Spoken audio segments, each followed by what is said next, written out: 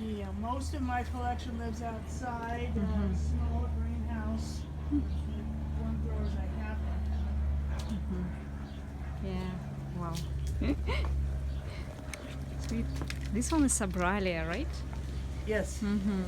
I have several, but they're not doing good, you know? Well, yeah, The leaves are like this one. one of the things that I have found last year, just about this time, I did a reverse osmosis system. Water here is not bad, but it's not wonderful. And I'm finding that some things that we're not doing so well have done better with our water. They come, the new growth is coming out cleaner, but they grow and they bloom. I mean, they can look fairly ratty, but they will, they'll bloom next summer. And what is this one? Yeah, and that makes a neat little green, kind of a white green flower. I don't know what it is. Yeah, it's called Bonia. Bonatia speciosa. Yeah, you can look up some of these from the picture, like the Sabralias. In fact, I've got one that I was really kind of delighted with, the little Sabralia species that I just got. Wow, it's red. In March. I didn't see anything like this. But this is Sabralia crocea.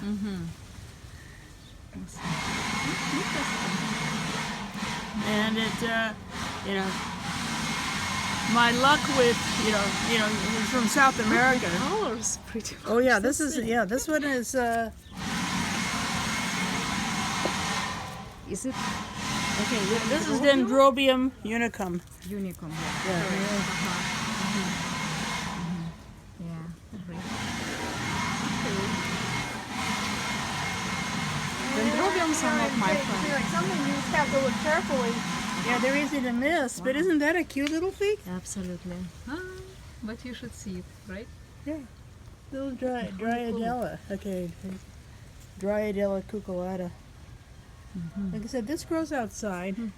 And this one, Mormolaica ringens, is just, it just keeps getting bigger and bigger in the same basket, kind of like builds up. But look at all those, it just starts, once it gets going, it just blooms its little silly head off. And just keeps putting out flowers, so each flower doesn't last that long. See, like, okay, here's another one that, I think I had this at the meeting, it's Pleurothallus videata. It just keeps popping out flowers. So that there's some things. And who is this one? Okay, and this one is little Scaphosepalum. At the moment, it has no flowers, though here's one. Oh, you should see. It's a pretty little fig. One of the things about this one is that you never cut it until, okay, now this is dead. It's brown all the way back. But you take something like this, this will keep putting out flowers for, maybe 2 years. 2 years. So, even though, you're tempted, you say, oh, it's ratty, it's done. Not necessarily, not so quickly. And say, like, okay, this is another little Scaphosepalum. And you can see how this, each one of those was a flower. I see. This was a Santa Barbara Orchid Estate 750 special. I think I got my money's worth out of it. But when they have the open houses, like in the summer, they'll have, I don't know if you've been up there, they have these rows of, their little divisions and seedlings, and for 750. And some of them make it and some of them don't, but the investment is not very large. And so, Sorry, can I start from the very, very beginning? Because I see the difference between mine greenhouse and this one. Yes. I'd like to ask you, so Sure. in my case, 100%, I can see that my shade is too strong. So in my case, it's 75%. Okay. Which one I should have? Okay. Because this one is light. This is 60. 60.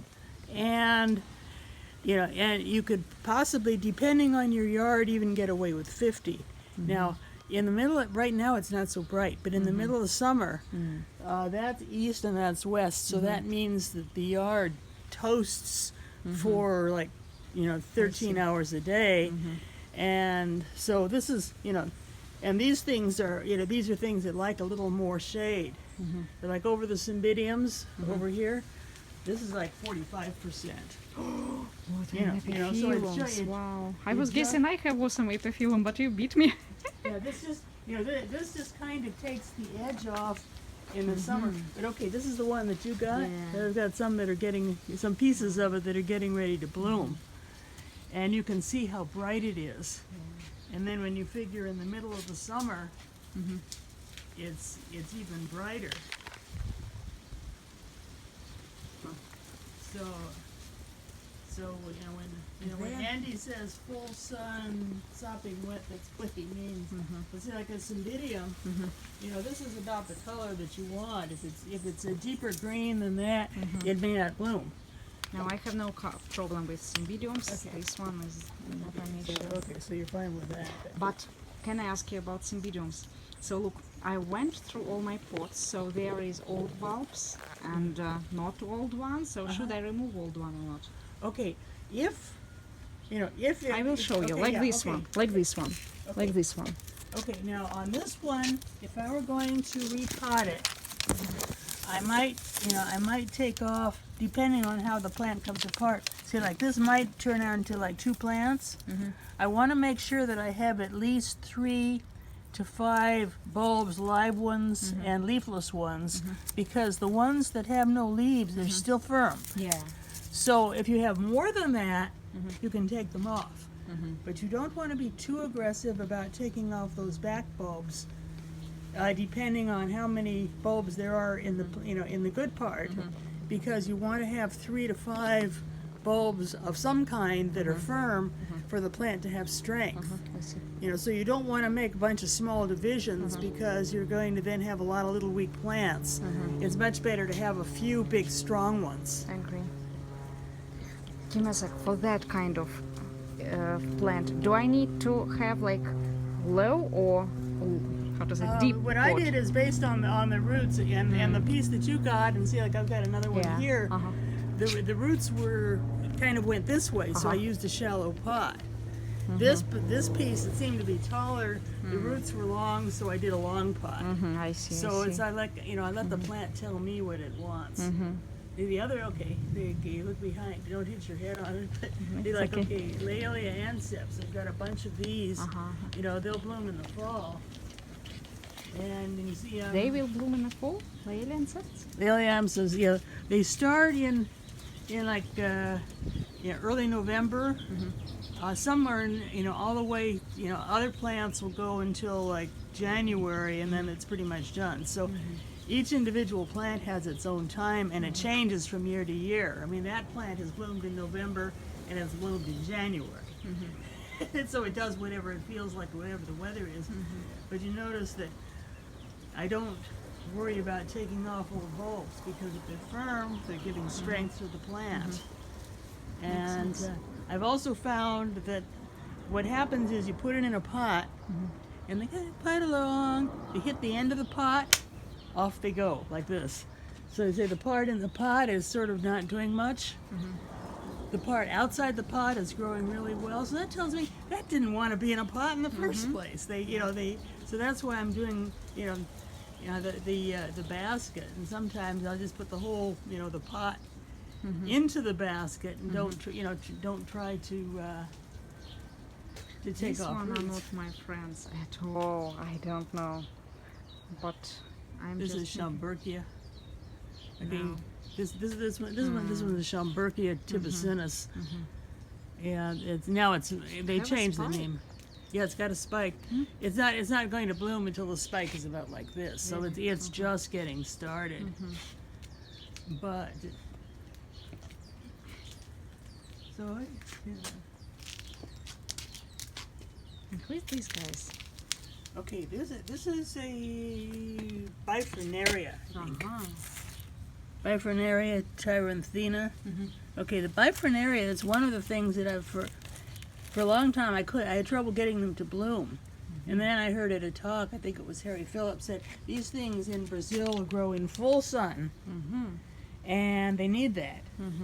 And like this one actually did bloom. It's almost done, but it has a neat fuzzy lip. I'm not sure if that's Harrisonii, so it's a closely related species.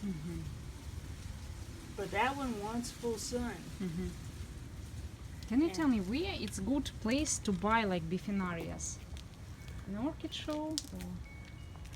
I got, those actually both of those came from Andy's. Well, I think I've gotten them. I think I got one at an auction, which means somebody donated it. Andy has them. I see. Andy has everything. And what these guys are required? Full sun also, Yeah, right? they pretty much sun. Okay, these. Again, this one's a hybrid of two, and they're like these. They call them the Rupiculus laelias. They call the Rupiculus means rock loving. They don't actually grow on the rocks. They grow in the cracks of rocks. So what I have in the pot here is I have gravel, a thin layer of plain old dirt, potting soil, and then more gravel. So as that thin layer of dirt of potting soil gives them the organic they want, but they're neat, colorful flowers. This one I think I've got a sheath coming on this one. These are done. But see, these things, look at the way the leaves are. First, they're thick and they're tough. The other thing is, they're pointing vertically. So that means when the sun is very bright, they don't toast because they're putting the edge toward the sun. They're very smart. I already learned these lessons from my one. Yeah. Okay. They're Interesting. so to me that's part of the challenge is figuring out, okay, what does each one want and how can I do it. I know this guy. Okay, that was not an orchid. I got that at the garden show just last month, but it's a little South African. It's I think in the summer the leaves completely die back and it's a little bulb. So it's little. They are not. They are not. Trust me. I have the same one. In my case, it's just 1 year for me. Just report it to the future pot, and missed it. Okay. We missed it during, but yeah, during. So it's mostly a winter bloomer. My guess is because it's so beautifully, leaf. It probably was recently imported from South Africa. Doesn't matter. No, but its seasons may, be a little bit weird. Yeah, I like this. But isn't that a cute little thing? I saw it at the garden show, and something that isn't an orchid really has to justify its existence. I don't get it, but that was just so darn cute. Yeah, I agree, 100%. We got more. So let's see, we got. Oh, give me a sec. Look at this. Who is this? Is it Anguloa, no? Yeah, it's an Anguloa, yeah. Yeah. All of the little pots were there because there was doves, like pigeons. The doves were, deciding where am I going to build a nest. And they would I'd find them in the pots that had a little extra space, and I'd chase them away.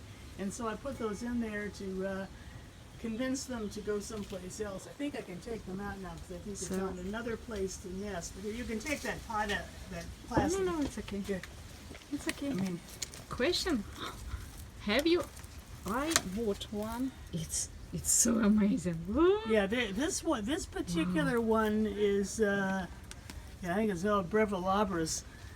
In fact, when I got it several years ago, I asked Katrin, who works for Andy, and I said, it looks like a beast, but it grows outside, and she says yes to both. I mean, look at the size of the bulbs, but so it likes wet, right? To be wet completely. It's damp. What I have in the middle though, so that it doesn't get too soggy, is I put an empty pot in the middle, so that that actually does dry out a little bit because there's really only about this much moss, and then the middle part is all air because there's a pot in there, because one thing when you need to go to something, very large pot, the middle tends to stay too wet, and that root, rots the roots. So, Yeah. so that was the trick that I used on that was just put a pot in the middle, Cool. and it takes up, Yeah. it takes up space. Mm-hmm. Because yes, that one, is a beast. Those bulbs. You could probably feed put it on the barbecue and feed a small village with it. Harry. But, Can you tell me, my one is like too small, but in any case, oldest bulb are like rotten. I'm just curious why. Okay, possibly not well enough drained. While they like to be damp, they need to have air as well. So if and I do get bulbs. They'll rot or they'll shrivel up. Say like this one, because of course that one's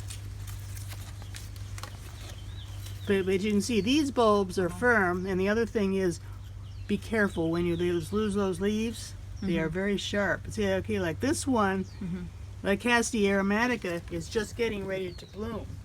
It blooms really before it does the leaves. Here's another Lycasia of that same group. Look at all those flowers that are coming. Wow. What Those- are you? Those are the ones that they're sort of yellow and green, and there's several species that all kind of look alike, but they all do their blooming right about June and early July, and then they do the leaves. So the different ones have a different cycle. So your opinion, Follicaster, how should I grow it? Because it's still it like wet, right?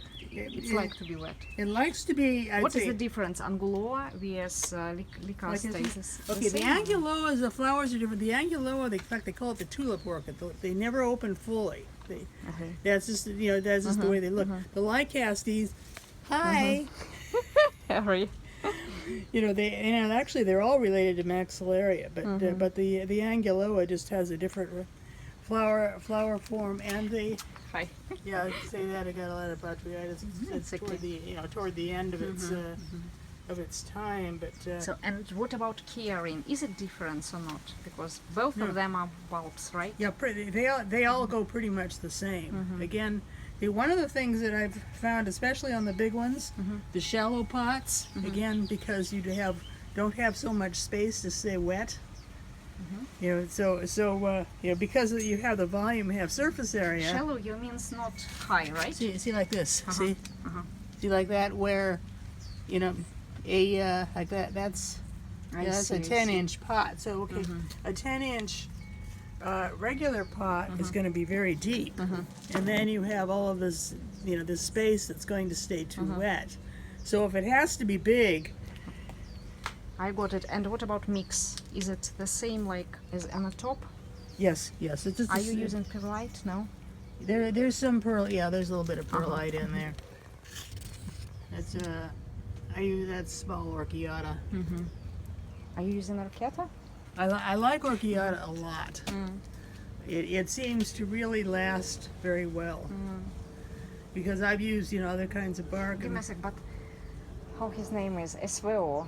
Fred Clark is using bark, right? Yeah, the kiwi, and he Kiwi has bark. the kiwi bark, and it's also What is it's the the same thing. difference? It's a brand. Okay. He says that it's a different treatment, that the orchiata, that they use lime to keep the pH neutral, and he says that he's had problem with the orchiata, that it becomes acidic with time and it kills roots. Now, that might be a problem with Fred, because he uses reverse osmosis water. He uses pure water on everything. Of course, he has to, because if you turn the tap, rocks come out. I mean, the water down in San Diego is horrible. I mean, really, really horrible. It's like 600, 800 parts per million. So he's using reverse osmosis water, which tends to be a little bit acidic anyway, because it gets carbon dioxide from the air. Now, because I tried on one of my cattleyas that was just getting my, city water, and, it was very much in need of potting, and I checked the pH of the water coming out of it, and it was almost the same as what comes out of the tap. Like with fresh bark, I was getting 7.8. With the really broken down bark, I was maybe getting 7.5. So with my alkaline water, the orchiata doesn't have that problem, and of course Fred couldn't test that. So, but his kiwi bark, some people swear by it. He swears by it, and he certainly is a wonderful grower. I can get orchid, part of it is just convenience. If I want to get bark from Fred, I have to drive down to San Diego. If I want to get, orchiata, I can drive over to Yamada's in Gardena, which is a half-hour drive, and it's a lot easier. So part of it is just the convenience. And who is this guy? Okay, that is Cymbidium canaliculatum. It has a small, very, very dark burgundy, sort of, dark red flower. And this one, it's one of the warmer growing cymbidiums. It also needs to be dry in the winter. So I actually move it into the greenhouse in an area that doesn't get watered for the winter, but now it's not winter anymore. And I think I have a couple of spikes coming, and but it is a warmer growing cymbidium, like from northern Australia. I see. So that one gets treated a little different than the rest of them. You can see the leaf is very different. It's a very hard, hard succulent leaf. One more question. Yeah. What about this guy? It requires water or not? It's a weed. For you, it's a weed.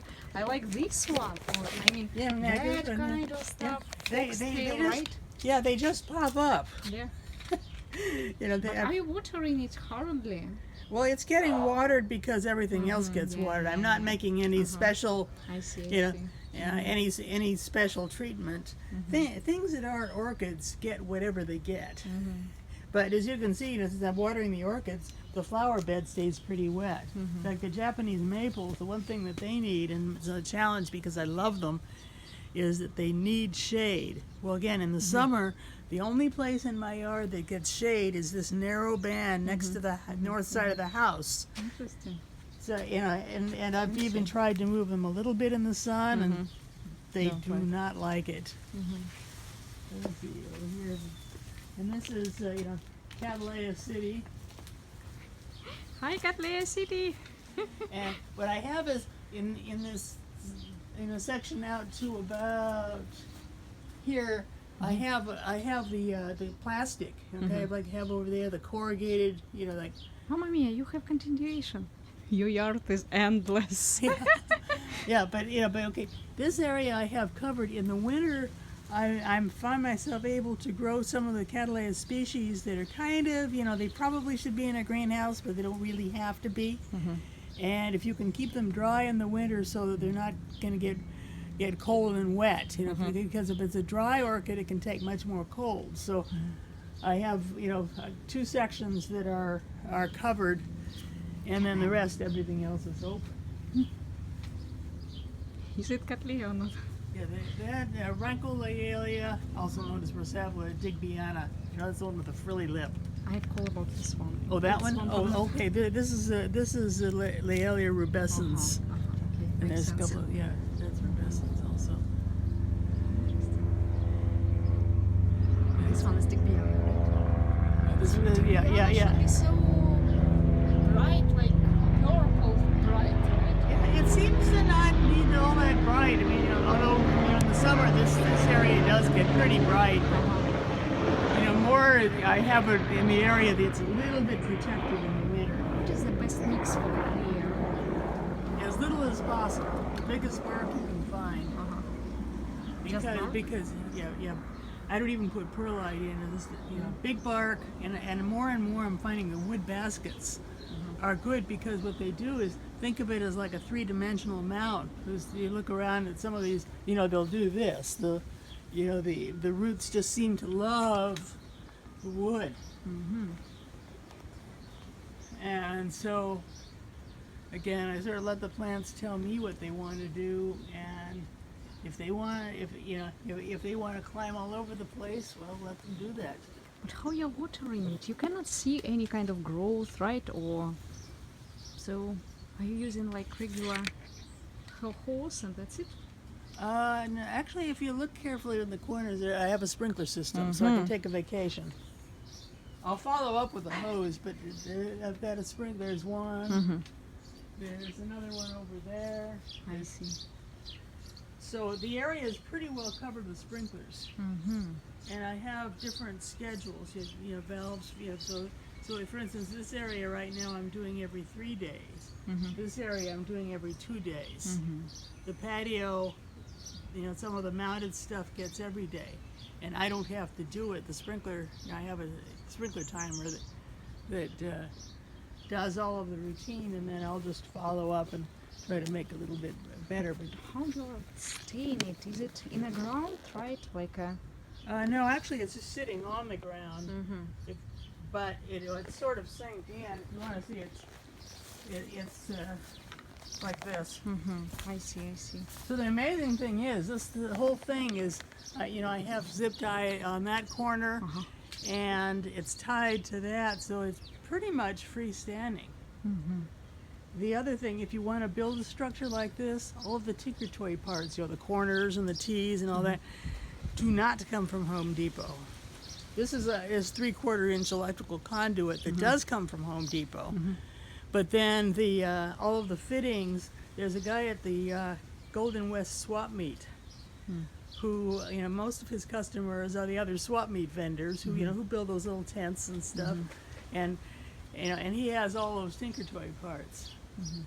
And so that's where I get them. That took some doing to find. When I will be ready, I will ask you one more time. But you know, the swap meet is where all of the connectors and the fittings come from. And what is this one? Is it like ferrum? That's a Schomburgia. Oh, that is like a tree fern fiber. And a guy was selling that. I'm not, you know, I'm finding that large bark works actually better, but I used it, so, you know, and it doesn't break down. You know, it doesn't so much matter what you use. The effect is you want it very open, like, you know, cattleyas don't like to be confined. They need lots of air. And however you manage to achieve that is, you know, is fine. So but that's why large bark, you know, open baskets, and that seems to be what makes them happy. And who is this guy? Okay, this one you can see the flower. That's Encyclia cochleata, and there's another one. Okay, got it. Those things are great. I mean, that started blooming in about October, and it's only now finishing up. Wow. You know, it just keeps popping out flowers. I see. You know, the one behind you is a little bit easier to see. There's one if you just turn around, without hitting your hand, that one's more at eye level. Wow. Yeah, I agree. A little easier to take a picture of, and also a little bit better flower because that plant is just getting, you know, that spike is just getting started. Yeah. So, you know, in 6 months it'll look like that other one. And what is this one? You add like metal, or what is this one? Like, or is This it? one? What is this one? Oh, yeah, it's this is the, okay, I originally had this on a piece of, you know, it's a tree fern. It's like the center part of the, you know, the big fern that's it's back there, you know. You know, but you know, when, you know, if you can ever get your hands on a dead one, you know, especially cattleyas do really love it. But then, you know, they don't last forever. They outgrow it. Let's see, one of the example here. Okay, this was an Andy. It was on the mount. It started growing off the mount. Well, I didn't try to remove the mount, you know, to remount it. I just tied the old mount to a new mount, and look, it just keeps going. I cannot see it. Yeah, there is 2 mounts. I was guessing Yeah, just this is the one it came on. Actually, it was a seedling. In fact, it was a seedling with another plant. The other plant died, but but that Laelia superbiens really started growing. How old is this one, huh? When did I get it? I've had this one about 5 years, I think. 5 or 6 years. And why there is so many labels? Oh, Oh, first of all, because when I got it, there were actually 2 plants. There was a Dendrobium unicum on there, and he charged me for both of them. The unicum died, and so yeah, these are all the Andy labels that were on the original. But like I said, it was originally the unicum, and then I guess he had a seed pod burst somewhere in the nursery, and there was a seedling got started. And so he charged me for 2 plants. Well, okay, like I said, the Dendrobium unicum died, but the Laelia superbiens took off, so I have both tags, but only 1 plant. I see. Interesting. See, here's another. Okay, this was this I got as a seedling. I think this might have even been one of those Santa Barbara 750 specials, because the rock, that's Santa Barbara. What I did, since it had roots and it wasn't really the right time to repot it, instead of trying to take it out of the pot, I just cut the pot so that it's open so the roots could get out if they wanted to, gave them some place to go. The rocks aren't going to break down, and if they did, it wouldn't matter. So I just did as little violence as possible to the to the plant, and just let it go. So you can see what I do is I just let them go. What about wandas or something like that one? Are you growing wandas? I missed wandas. Where's Katsandas? Escasenda? Yeah, is this one wanda or No, not? that it's a Neophynetia. Neophynetica. Almost wanda, right? Yeah, well, it is a Vanda Yeah, now. They yeah, changed yeah. all of them to Vandas. There's still Neos. So you are just also spraying them and that's it, right? Yeah, they just get watered, and they fertilize with a pump sprayer about once a week, every 2 weeks. Every 2 weeks? Well, maybe once a week if I get to it, but they don't get a lot of fertilizer because again I do pump sprayer, but some of them do and some of them don't, and Wow, you have also... I've had more. They need to be, several of them need to be repotted because for a while there, I was doing them in baskets, not in the moss, but some of them look better than others. I need to Interesting. to do some work on them. But I do find that I've not succeeded in growing them in the Japanese style, with a little mound of I see. Moss, right? moss that, it's kind of an obstacle course. But they're doing good. Yeah.